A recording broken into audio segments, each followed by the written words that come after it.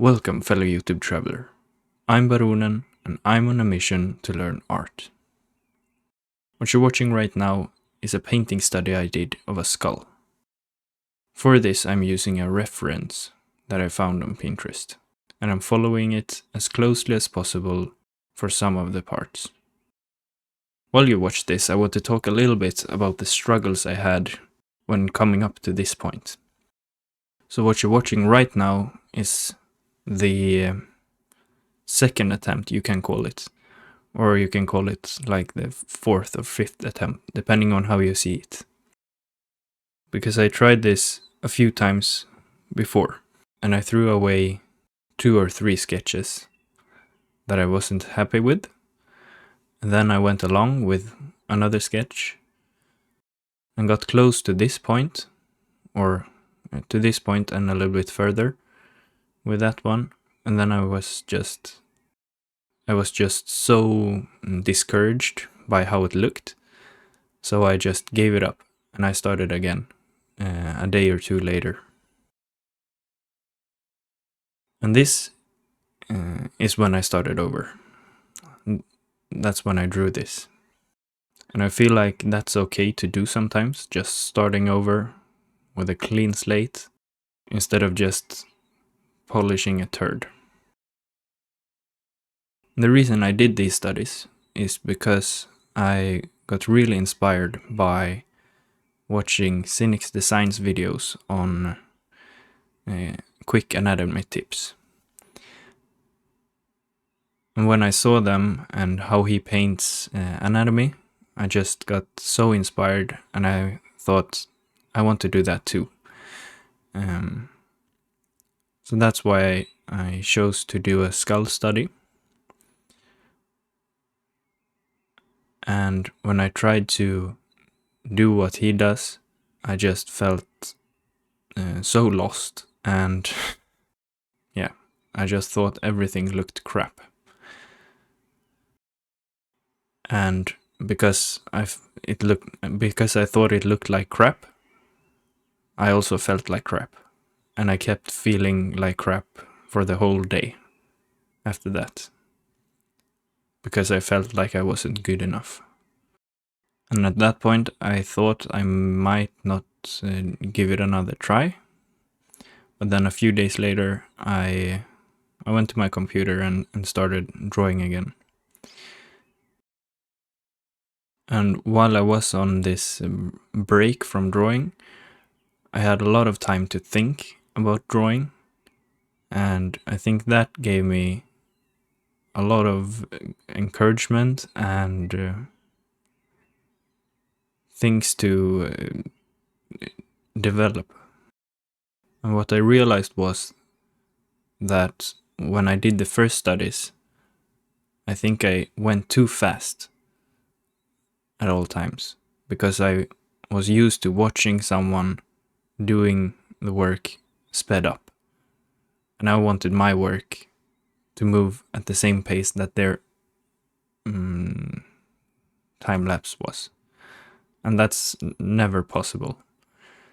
So what I realized was that I needed to slow down, and taking it slow and also thinking about everything I do, instead of just slapping digital paint around and hoping something sticks and looks good, because that probably never works unless you're lucky.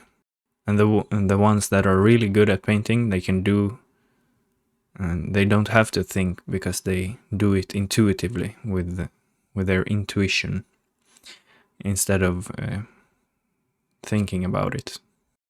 And eventually I might be at that point, but right now I have to think about everything with intention. And the thing that I have thought about most recently is to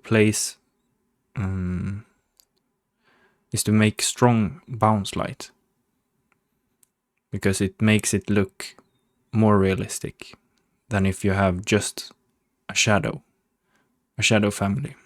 Because if the shadow is just one color, it looks really off, because that's never how it looks in the real world. So you always have some variation in the shadow. So that's something that I try to work on a lot in this study. And also soft and hard edges, because it's the combination of soft and hard edges that makes something look real or believable. And something that I did, that I stole a little bit from Cynix's design, is to use a lot of different colors in the base color. So he loves to put in hue variation in his paintings, and that's what I tried to do on this skull as well. So as you see, I got some green tones in at the nose and at the temple, and a little bit of orange or ochre in the eyes, and some purple tones on the back of the skull. And I think it doesn't make it look 100% real, maybe. It looks interesting, and it's fun to look at. And that's something I want to get into my paintings, because I love the way that it makes things look. And I also think it makes it look more believable, because life is never one color. There is always more than one color in everything you look at. There's always more colors than you perceive, because your brain tries to simplify it, because it's too much information. So going from something that I was really unhappy about, and basically almost ruined one of my days, I was able to turn it around to something that I was really happy about, and a good learning opportunity. I had a lot of fun painting this in the end, and I think it looks... actually, I'm really happy with how it turned out. And I'm almost a little bit amazed by myself when I watch this time-lapse back, because I have a little bit of a hard time believing that it was actually me painting this. To summarize what I've talked a bit about, is to take it slow and be thoughtful with everything you do when you paint.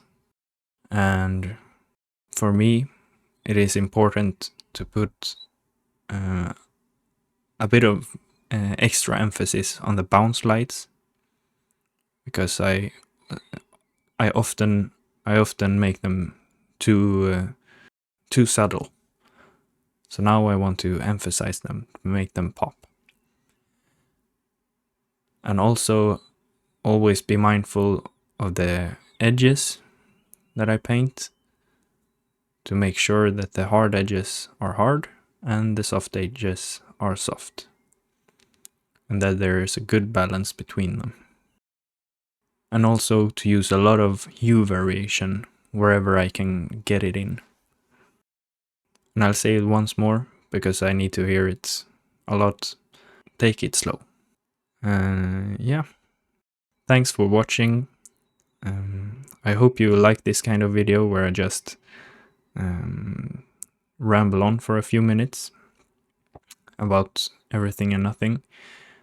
And yeah. Thanks for watching. Hope you liked it. If you did, please consider giving it a like and subscribe. And yeah, thanks again. I'll see you in the next one. Okay.